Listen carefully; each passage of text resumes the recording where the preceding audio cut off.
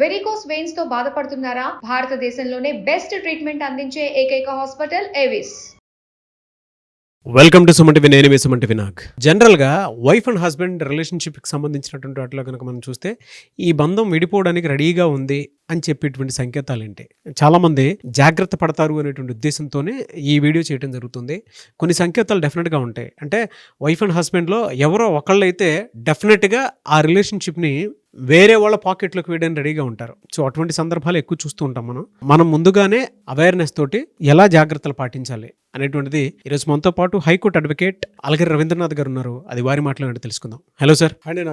Sir, భార్యాభర్తలు విడిపోవడానికి రెడీగా ఉండేటువంటి సంకేతాలు ఇవి అని చెప్పడానికి ఏమున్నాయి సార్? అంటే ఎలాంటి సంకేతాలు డెఫినెట్గా వీళ్ళు ఎక్కువ కాలం నిలబడే అవకాశం లేదు, వాళ్ళ మధ్య ఏదో జరుగుతుంది అనేటువంటి చెప్పే సంకేతాలు ఏంటి? ఎందుకంటే మనస్ఫూర్తిగా వాళ్ళకు వాళ్ళు మాట్లాడుకోవడానికి, క్వశ్చన్ చేసుకోవడానికి కొంతమందికి ఆ అనాలిసిస్ టైం సరిపోదేమో. బట్ ఈ వీడియో చూసిన తర్వాత డెఫినెట్గా తెలుసుకోవడానికి అవకాశం ఉండేటువంటి విషయాలు ఎక్కువ ఉంటాయి. ఏంటి సార్ అవి? భార్యాభర్తల మధ్య ప్రేమ, అనురాగం, ఆప్యాయత, ఒక బంధం అనేది ఉంటుంది. ఆ బంధానికి మూల పునాదులు ఏమిటి అంటే 4 అండి.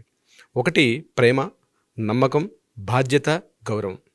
ఈ 4 రకాలైనటువంటి ఒక తెలియనటువంటి ఒక భావావేశాలు ఇవన్నీ కూడా వీటి మీదే వాళ్ళ మధ్య బంధం గట్టిగా బలపడుతుంటుంది.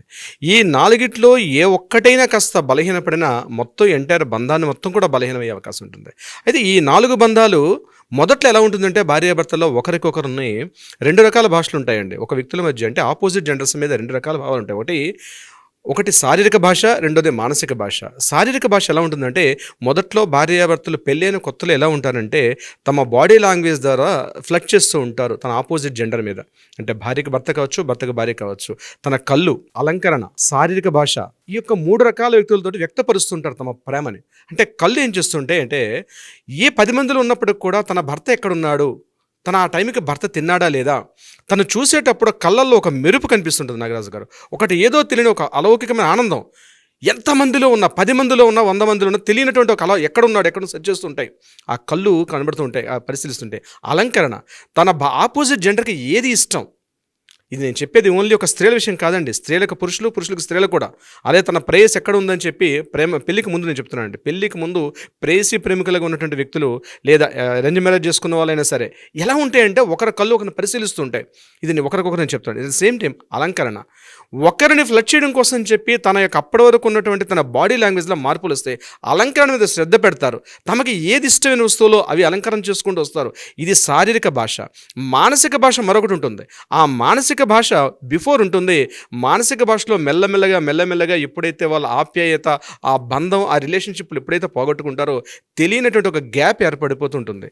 మొదట్లో గుర్తుపెట్టుకోండి నాగరాజ్ గారు, ఒక భార్యాభర్త ఇద్దరు కూడా మొదట్లో ఏం చేసిన యాక్సెప్టెన్స్ ఇస్తారు. తనను తను పూర్తిగా మినిమైజ్ చేసేసుకుంటాడు. తను ఇంకా చాలా తక్కువగా భావిస్తాడు. తన భార్య దగ్గర భర్త ఎంత పెద్దవాడైనా సరే, ఎంత పెద్ద హోదాలో ఉన్నా తన హోదాని మర్చిపోయి తనను ఫ్లడ్ చేసే విధానంలో తను చాలా మినిమైజ్ చేసుకుంటాడు. మిగిలిన అందరి దగ్గర గొప్పగా ఉన్నప్పటికీ కూడా తను చాలా మినిమైజ్ చేసుకుంటాడు. అలాగే భార్య కూడా ఇలానే ఉంటారు. కానీ కొద్ది రోజులు వాళ్ళ సాహచర్యం పెరిగిన తర్వాత మెల్లమెల్లగా వాళ్ళ మధ్య గ్యాప్ ఏర్పడుతుంది. ఆ గ్యాప్ ఎందుకు ఏర్పడుతుంది తర్వాత చాలా విషయాలు ఉంటాయి. నేను ఆ కాన్సెప్ట్లో టచ్ చేసే పనిలో లేను. కానీ గ్యాప్ అనేది ఏర్పడుతున్నప్పుడు ఆ గ్యాప్ను అర్థం చేసుకోకపోతే, ఆ గ్యాప్ను ఐడెంటిఫై చేయకపోతే వాళ్ళు కొన్ని సంకేతాలు ఇస్తూ ఉంటారు. ఆ సంకేతాలు మనం పట్టుకోకపోతే ఆ చిన్న సన్నటి బంధం ఏదైతే ఉందో, ఆ సన్నటి లైన్ ఏదైతే ఉందో ఆ లైన్ తెగిపోయి ఒక పెద్ద అగాధంగా మారిపోద్ది. ఆ అగాధం పెద్దగా మారిపోయి దీంట్లో చాలామంది ఇన్వాల్వ్మెంట్ అయిపోయి అది విడాకుల దాకా దాటిస్తాయి. 100ల కొద్ది కేసులు మాకు అవే పరిశీలిస్తుంటాం మేము. అయితే ఎలాంటి సంకేతాలు ఇస్తారు వాళ్ళ మధ్య, భార్యాభర్తల మధ్య ఒకరి మీద ఒకరికి తను కోరుకోవట్లేదు తన ఆపోజిట్ జెండర్ని అన్నటువంటి సందర్భంలో వాళ్ళు ఎటువంటి సంకేతాలు ఇస్తారంటే ఒక 10 సంకేతాలు నేను మీతో వివరించే ప్రయత్నం చేస్తాను. Okay sir. అందులో మొట్టమొదటిది ఆసక్తి లేకపోవడం. ఆసక్తి లేకపోవడం అంటే మాట్లాడేటప్పుడు నేను తర్వాత నీతో మాట్లాడతానులే, ఇప్పుడు నేను చాలా బిజీగా ఉన్నాను, ఇప్పుడు నేను మాట్లాడే మూడ్లో లేను, ఏం చేస్తున్నావు, అసలు నేను చాలా ఆఫీస్లో బిజీగా ఉన్నాను అని ఫోన్ వస్తే ఫోన్ కట్ చేస్తారు. ఇంతకుముందు అదే వ్యక్తి ఫోన్ చేసేటప్పుడు ఎప్పుడెప్పుడు ఫోన్ వస్తుందని చెప్పి ఏ కాల్ మాట్లాడుతున్నా మిగిలిన వాళ్ళకైతే కట్ చేసి ఈ కాల్కి ప్రయారిటీ ఇచ్చినప్పుడు, కానీ ఇప్పుడు తన వెయిటింగ్ లిస్ట్ కాల్ చేస్తుంటే కాల్ వెయిటింగ్ వస్తుంది. ఇంతకుముందు కాల్ వెయిటింగ్ వచ్చిన వెంటనే కట్ చేసి మళ్ళీ మాట్లాడే వ్యక్తి ఈరోజు కాల్ వెయిటింగ్ ఆ చివరికి వెయిటింగ్ చాలా ఎక్కడికో దారితీస్తుంది. అంటే ఆసక్తి లేకపోవడం, ఇంటికి వచ్చిన తర్వాత కూడా ఆసక్తి లేకపోవడం, తన టీవీ చూసుకుంటూ లేకపోతే తన మొబైల్ చూసుకుంటూ గేమ్స్ ఆడుకుంటూ ఇతరత్ర విషయాల్లో ఇంట్రెస్ట్ చూపించిన వ్యక్తి ఆసక్తి కనపరచడు. ఇది ఫస్ట్ పాయింట్. పాయింట్ నెంబర్ 2, చిన్న చిన్న విషయాల్లో కూడా గొడవ పడుతుంటాడు. చిన్న చిన్న విషయాలు, అక్కడ టవల్, ఆ మంచం మీద టవల్, ఆ టవల్ ఉన్న ప్లేస్లో టవల్ లేకపోయినా, వాషింగ్ మెషిన్ ఉన్నటువంటి బట్టలు చిందరవందరగా కాస్త వాషింగ్ మెషిన్లో బట్టలు చిందరవందర పడినా, ఎక్కడ వస్తువులు అక్కడ చిందరవందరగా ఉన్నాయి, ఇంటికి రాగానే ఆ చిన్న విషయం కారణం లేకపోయినా దాన్ని సాకుగా తీసుకొని ఆ గొడవని పెద్దగా చిలువలుగా చేస్తూ ఉంటాడు ఆయన. ఎందుకంటే ఈ రోజు నవే డేస్ ఇద్దరు కూడా బోత్ ఆర్ ఎంప్లాయీస్ కాబట్టి ఒకరు ముందొచ్చి ఒకరు వెనకొచ్చినా సరే సర్దుకుపోయే తత్వాన్ని రోజు రోజుకి తగ్గిపోతుంటుంది. చిన్న చిన్న విషయాల గొడవ, ఏ చిన్న విషయం వచ్చినా సరే చిన్న మాట పట్టేవాళ్ళు పెద్దగా ఉండవండి కారణాలు. అదొక కారణంగా కూడా కనిపించదు, కానీ ఆ కారణాన్ని పెద్దగా చేసి ఒక గొడవగా తీసుకెళ్తారు. ఆ కూరలో ఉప్పు ఎక్కువైంది, చిన్న విషయం కావచ్చు, కూరలో ఉప్పు ఎక్కువైంది విషయానికి ఏంటి వాళ్ళు మర్చిపోయావా, కూరలో ఇంట్లో ఉప్పు ఎక్కువైందా అని అడగడం వేరు. ఏంది ఇలాంటి చండాలం ఉండవు అని చెప్తే మొహం మీద పడేయడం, అది ఎక్కడికో దారితీస్తుంది. ఆ దారి తీసింది పోయి బెడ్రూమ్లో ఒకరికొకరు కాకుండా ఆపోజిట్గా పడుకునే స్థాయికి పెరుగుతుంది. ఇది రెండో కారణంగా చెప్పుకోవచ్చు. మూడోది ఫ్యూచర్ ప్లాన్స్లో మీరు లేకపోవడం. అంటే ఎక్కడికైనా వెళ్ళాలి, ఎండాకాలం సెలవులు వస్తున్నాయి, వేసవి సెలవులు వస్తున్నాయి, ఈ సమ్మర్ హాలిడేస్లో ఎక్కడికైనా వెళ్ళాలంటే అప్పటి వరకు ఎప్పుడు తనతో కలిసి వెళ్దామా, తన పక్క సీట్లో ఇద్దరం కలిసి ఫ్లైట్ జర్నీ చేయాలన్నా, కలిసి ఒక వందే భారత్ ట్రైన్లో జర్నీ చేయాలంటే కూడా తన ఉత్సాహం అనమాట. అదే దానికోసం లగేజ్ సర్దుకుంటూ హడావుడిగా ఉన్నటువంటి ఆ వ్యక్తి కూడా, అప్పటిదాకా అలా ఉన్న వ్యక్తి కూడా ఇమీడియట్గా తను అవాయిడ్ చేసుకుంటూ తన ఫ్రెండ్స్తో పార్టీకి వెళ్ళడమనో, లేకపోతే తన ఫ్యామిలీ ఫ్రెండ్స్ తోటి కావచ్చు, తన ఫ్రెండ్స్తో కావచ్చు, ఇతర లేకపోతే తన ఫ్యామిలీ మెంబర్స్తో కావచ్చు వెళ్ళడానికి ఇంట్రెస్ట్ చూపుతుంటాడు, మెల్లమెల్లగా అవాయిడ్ చేస్తాడు. ఇది ఫ్యూచర్ ప్లాన్స్లో. అంటే నేను చెప్పేది జర్నీస్ ఒక్కటే కాదు, ఇతరత్ర విషయాల్లో కూడా భవిష్యత్తులో ఎలా ఉండాలి, ఆయిల్ తీసుకుందాం, ఎందుకుందాం, ఇంకా చిన్న విషయాలు చెప్తానండి. కారు కొనుక్కునేటప్పుడు కలర్ సెలక్షన్ చేసేటప్పుడు కూడా, జనరల్గా కారు కొనేది మగవాడు కొన్నప్పుడు కూడా కారు కలర్ సెలక్షన్ చేసేటప్పుడు మాత్రం ఖచ్చితంగా భార్యను తీసుకెళ్తారు. డబ్బు కట్టేది అయినప్పుడు కూడా, తన కారు తను వాడినప్పుడు కూడా ఆ కారు కలర్ సెలక్షన్ దగ్గర మాత్రం భార్యను తీసుకెళ్తాడు. ఇల్లు కొనేటప్పుడు ఇద్దరు కలిసి వెళ్తారు. అంటే భవిష్యత్తు యొక్క అవసరాల్లో ఏదైనా ఇన్వెస్ట్ చేయాలన్నా, లేకపోతే ఇతరత్ర ఏదైనా అవసరం అయితే ఖచ్చితంగా మాత్రం తన యొక్క పార్ట్నర్ని మాత్రం ఇన్వాల్వ్మెంట్ చేయకుండా తను అవాయిడ్ చేస్తూ ఉంటాడు. ఇదొక కారణంగా చెప్పుకోవచ్చు. నాలుగవది సామాజికంగా దూరం. బర్త్డే పార్టీస్ వస్తాయి, ఫ్యామిలీ పార్టీస్ వస్తాయి, ఇతరత్ర ఏదైనా చిన్న చిన్న గెట్ టుగెదర్స్ ఉంటాయి, కిట్టి పార్టీస్ ఉంటాయి. ఇటువంటి సందర్భాల్లో ఖచ్చితంగా ఏం చేస్తారంటే ఇటువంటి వ్యక్తులు, అంటే తన మీద ఇంట్రెస్ట్ లేదు అని చెప్పడానికి సంకేతంగా ఎలా ఉంటారంటే దూరంగా పెడతారు వాళ్ళని. అంటే సామాజికంగా దూరంగా పెట్టడం. తన ఫ్రెండ్స్తో పార్టీకి వెళ్ళేటప్పుడు తను బిజీగా వెళ్ళిపోయి లేట్గా రావడం కానీ, అదేవిధంగా ఫ్రెండ్స్ యొక్క పార్టీస్లో కానీ ఇతరత్ర విషయాల్లో సామాజికంగా దూరంగా పెట్టుకుంటూ పోతారు, అవాయిడ్ చేస్తూ ఉంటారు. భార్యకు భర్తకు భార్య లేట్ అవర్స్లో రావడం, ఫ్రెండ్స్తో మాట్లాడడం, వచ్చిన తర్వాత కూడా వేరే ఫోన్స్లో మాట్లాడుకోవడం, దూరంగా పెట్టడం అన్నది కూడా ఒక సంకేతంగా భావించవచ్చు. వీటన్నిటికన్నా మరొక ఇంపార్టెంట్ అండి, మీ అభిప్రాయాన్ని వాళ్ళు గౌరవించకపోవడం. అంటే చాలా సందర్భాల్లో ప్రతి భార్యాభర్తలకి ఇది కలుగుతూనే ఉంటుంది, ఉదయం సాయంత్రం వరకు ఏదో సందర్భాల్లో. అంటే ఈరోజు కర్రీ ఏం చేయాలి, ఇంతకుముందు ఏమంటే కర్రీ ఏం చేయాలి అని అడిగి చేసినటువంటి అదే స్త్రీ కొద్ది రోజులకి గ్యాప్ పెరిగిన సంకేతం ఎలా ఉంటుందంటే తన ఇంట్రెస్ట్ వచ్చిన కూర వండేసిపోతుంది. అక్కడ తనకి ఏదైతే తన భర్తకి ఇంట్రెస్ట్ అంటే చిన్న విషయం మీకు కనిపించే చిన్న కారణంగా ఉంటుంది, కానీ గ్యాప్కి ఇది సంకేతాలుగా ఉంటుంది. అలాగే హస్బెండ్ ఏం చేస్తాడు, తను ఏదైనా తన డ్రెస్ కొనుక్కోవడానికి మార్కెట్లోకి వెళ్ళి తనకి ఏదైనా ఒక డ్రెస్ కొనుక్కునేటప్పుడు ఇంతకుముందు ఈ కలర్ బాగుంటుందా, ఇట్లాంటిది బాగుంటుందా అన్నటువంటి ఒక క్వశ్చన్ అడిగి తను పర్చేజ్ చేసేటువంటి అదే వ్యక్తి ఈరోజు షాప్కి వెళ్ళి చక్కగా బట్టలు తీసుకొచ్చి ఆ బట్టలు హ్యాంగర్కి ఇంట్లో వార్డ్రోబ్లో తగిలించేస్తాడు. ఈవిడ ఎప్పుడో ఒక సర్దుకుంటూ చూసేసరికల్లా కొత్తగా ఉన్నటువంటి డ్రెస్ కనిపిస్తుంది. అడుగుద్ది, ఏంటి డ్రెస్ కొత్తగా కొనుక్కున్నారంటే, అవును కొనుక్కున్నాను, నన్ను అడగరా అంటే, ఏంటి నా డ్రెస్ కొనుక్కునేటప్పుడు నేను అడగాల అంటే గొడవకు దారితీస్తుంటాయి. అంటే ఆపోజిట్ జెండర్ యొక్క వ్యక్తిత్వాన్ని, తన అభిప్రాయాన్ని గౌరవించకపోవడం కూడా ఒక చిన్న కారణంగా మనం చెప్పుకోవచ్చు నాగరాజ్ గారు. మరో పాయింట్ ప్రాధాన్యత ఇవ్వకపోవడం అంటే ఒక నలుగురు కలిసి తన ఫ్యామిలీ మెంబర్స్ కలిసి మాట్లాడుకునేటప్పుడు ఏదైనా ఒక విషయాన్ని డిస్కస్ చేస్తునేటప్పుడు, ఒక ఫర్ ఎగ్జాంపుల్ ఇప్పుడు సమ్మర్ హాలిడేస్ వస్తున్నాయి, టూర్ ప్రోగ్రామ్ పెట్టుకున్నారు అనుకుందాం.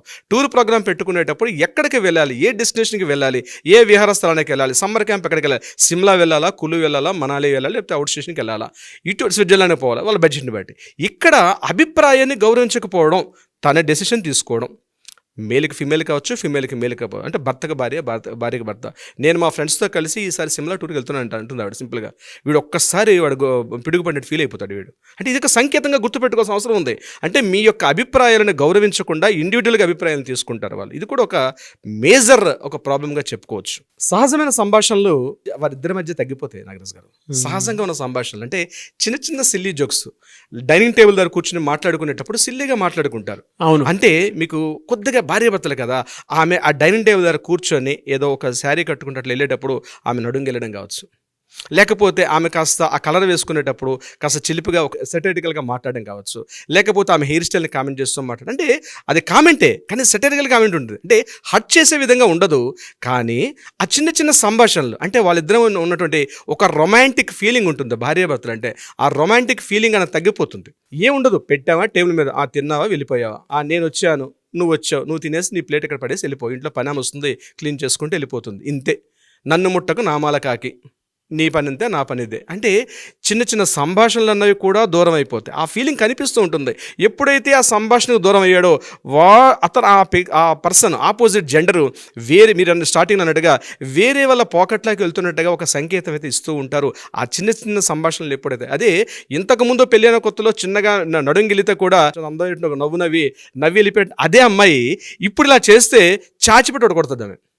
వీడు కూడా అంతే, ఏదో పొరపాటు మీద తన నల్లగా ఒత్తిడి తన చెస్ట్ మీద అమ్మాయి ఇంతకు ముందు రింగులు తిప్పుతున్న అమ్మాయి అంటే భార్య ఇప్పుడైనా పొరపాటుగా ఇది బెడ్ మీదకి వెళ్ళి కాస్త తిప్పింది అనుకోండి, పడేలో కొడతాడు వీడు. అంటే ఆ సంభాషణలు, ఆ రొమాంటిక్స్, ఆ మూమెంట్స్ అన్ని కూడా ఒకరికొకరు దూరంగా వెళ్ళిపోయినటువంటి సందర్భాలు వస్తాయి.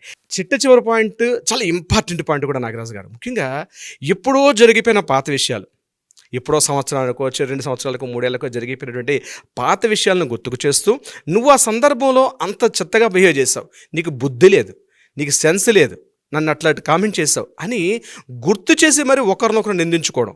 అకారణంగా, కారణం ఉండదు. ఇంటికి ఇతను ఆఫీస్ నుంచి ఇంటికి వెళ్తాడు, కూర్చునేసరికి లేదా కాఫీ అడుగుతాడు, నీకు సిగ్గు లేదా అప్పుడు ఎట్లా కాఫీలు తాగేలా చేసావు అంటే ఏదో ఒక సిచ్యువేషన్ కావాలి. అంటే ఒకరి మీద ఒకరు పాత విషయాలను గుర్తుకు చేసుకుంటూ, లేకపోతే మా చెల్లి పెళ్లి విషయంలో మీరు ఆ రోజు ఎట్లా మా చెల్లితో మీరు సరసాలాడారు, మీకు సిగ్గు లేదు, మీ కుక్క బుద్ధి మీది ఇలాంటి బుద్ధి అని చెప్పి ఆ అమ్మాయి తిట్టడం. అదేవిధంగా వీడు కూడా మాట్లాడేటప్పుడు మీరు మా ఫ్రెండ్స్తో వచ్చేటప్పుడు నువ్వు కామెంట్ చేసావు, మా ఫ్రెండ్ వైపు ఎక్కువగా నువ్వు చూసావు, బుద్ధి లేదని చెప్తే ఇతను కామెంట్ చేయడం. ఇలా పాత విషయాలను గుర్తు చేసుకుని చెప్పే చాలా సిల్లిగా ఉంటాయి, కానీ పాత విషయాలను గుర్తు చేసుకుంటూ అంటే గొడవ లేదు ప్రశాంతంగా ఉన్న ఇంట్లో కూడా పాత విషయాలను గుర్తు చేసుకుంటూ ఆ ఇంటి వాతావరణాన్ని రణరంగంగా ఒక యుద్ధ వాతావరణాన్ని తయారు చేసేస్తారు వీళ్ళు. ఇటువంటి సంకేతాలు ఇప్పుడు నేను చెప్పే ఒక 10 పాయింట్స్ ఉంటాయి నాగరాజు గారు. ఈ 10 పాయింట్స్ని కానీ ఇందులో ఈ ఖచ్చితంగా 10 ఉండాలని రూల్ లేదు, అందులో ఏ 1, 2 అయినా కనిపిస్తున్నాయి మీ యొక్క దాంపత్య జీవితంలో, మీ యొక్క వైవాహిక జీవితంలో ఇటువంటి సింబాలిక్గా కనిపిస్తున్నాయి అంటే ఖచ్చితంగా మీ ఆపోజిట్ పార్ట్నర్ మిమ్మల్ని అవాయిడ్ చేస్తున్నట్టుగా ఒక సైన్ అయితే ఇస్తున్నారు, ఒక సంకేతాన్ని అయితే ఇస్తున్నట్టుగా గుర్తుపెట్టుకోవచ్చు నాగరాజు గారు. ఎలా సార్, అంటే ఇటువంటి పరిస్థితులు ఉన్నప్పుడు ఇదంతా వీడియో చూసిన తర్వాత ఒక సొల్యూషన్ కావాలనుకుంటారు, దానికి ఎట్లా, దీనికి సొల్యూషన్ ఏంటి సార్? సొల్యూషన్ తప్పనిసరిగా ఒక సొల్యూషన్ ఉంటుంది నాగరాజు గారు. ముఖ్యంగా ఏంటంటే కౌన్సిలింగ్ అండి. ఫ్యామిలీ కౌన్సిలింగ్ ఇది చాలా ఇంపార్టెంట్. నాకు తెలుసు వేరే వాళ్ళ దగ్గరికి వెళ్ళాల్సిన అవసరం నాకు లేదు అంటాడు ఇతను, నేను పెద్ద చదువుకున్నవాడిని, నేను పెద్ద సాఫ్ట్వేర్ ఎంప్లాయ్ అని ఇద్దరికిద్దరు ఒకరికొకరు కూడా ఉంటారు ఇట్లాంటి. కానీ పూర్వకాలంలో ఒకరినొకరు ఇట్లాంటి ఇంటి వాతావరణం ఉండేటప్పుడు ఎప్పుడో సినిమా చూస్తాం, పెళ్ళైన కొత్తలో ఒక సినిమా ఉంటుంది జగపతి బాబు అండ్ ప్రియమణి గారిది, ఒక సినిమా చూస్తే గుర్తొస్తుంది. వాళ్ళిద్దరి మధ్య ఇట్లాంటి భేదాభిప్రాయం ఉండేటప్పుడు ఆ ఇంటి పెద్దవాళ్ళు వాళ్ళిద్దరి మధ్య అన్యోన్యత పెంచడం కోసం అని చెప్పి రకరకాలుగా చేస్తారు. కానీ ఈరోజు ఆ పెద్దవాళ్ళ యొక్క చేయి పట్టుకు నడిపించేటువంటి పెద్దవాళ్ళ యొక్క లోపం కనిపిస్తుంటుంది. పెద్దవాళ్ళని ఎక్కడ వృద్ధాశ్రమాలు పడేసామో ఇతరత్ర కారణాల ద్వారా పెద్దవాళ్ళకి దగ్గరగా లేవు, మన పిల్లల వైపు తప్పించి మన పెద్దవాళ్ళతో మాత్రం అంత టచ్లో మనం లేవు. ఇటువంటి సందర్భాల్లో ఒక అడ్వకేట్, ఒక ఫ్యామిలీ కౌన్సిల్ యొక్క సహాయం అవసరం. ఆ family council extraordinary family council అయి ఉండాలి. అంటే ప్రాపర్గా గైడ్ చేయాలి, చిన్న చిన్న విషయాల మీద కూడా పూర్తి అవగాహన ఉండాలి. అంటే ఏ రకంగా వాళ్ళిద్దరి మధ్య గ్యాప్, ఈ గ్యాప్ని స్టార్టింగ్లో కానీ మనం తగ్గించకపోతే ఆ గ్యాప్ ఇందాక నేను చెప్పినట్టుగా పెద్ద అగాధం అయిపోయి విడాకుల దాకా దాటిస్తాయి. కొన్ని విడాకులకు వస్తాయి, కేసులు వస్తాయి నాగరాజు గారు, కారణం ఉండదు, చాలా చిన్న చిన్న సిల్లీ థింగ్స్ ఉంటాయి. సో నేనేమంటానంటే ఫ్యామిలీ కౌన్సిలింగ్ అనేది చాలా చాలా ఇంపార్టెంట్. ఒక ఫ్యామిలీ డాక్టర్ ఎలా ఇంపార్టెంట్, ఒక ఫ్యామిలీ అడ్వకేట్ కూడా ఇంపార్టెంట్. డాక్టర్ అంత ఇంపార్టెంట్ ఒక ఫ్యామిలీకి. ద సేమ్ టైం కంటికి కనిపించినది మనసుగా మాత్రమే కనిపించినటువంటి కొన్ని సంఘటనలకి మెడిసిన్ ఇవ్వాలంటే ఖచ్చితంగా ఒక ఫ్యామిలీ కౌన్సిల్ చాలా ఇంపార్టెంట్ నాగరాజు గారు. సో మీ దగ్గర అపాయింట్మెంట్కి రావచ్చు అండి? తప్పనిసరిగా అండి Nagaraju garu. Anyways thank you so much అలగారు Ravindranath garu. Thank you so much Nagaraju garu. చూసారు కదండి వీడియో. ఈ వీడియోపై మీ అభిప్రాయాన్ని కమెంట్ బాక్స్లో పోస్ట్ చేయండి. ముఖ్యంగా మీరు కనుక హైకోర్టు అడ్వకేట్ అలగారు రవీంద్రనాథ్ గారిని అప్రోచ్ అవ్వాలి అనుకుంటే స్క్రీన్ మీద మీకు కాంటాక్ట్ నెంబర్ కనిపిస్తుంది, దాన్ని మీరు కాల్ ఆర్ మెసేజ్ వాట్సాప్ చేసి వెంటనే అపాయింట్మెంట్ బుక్ చేసుకోండి.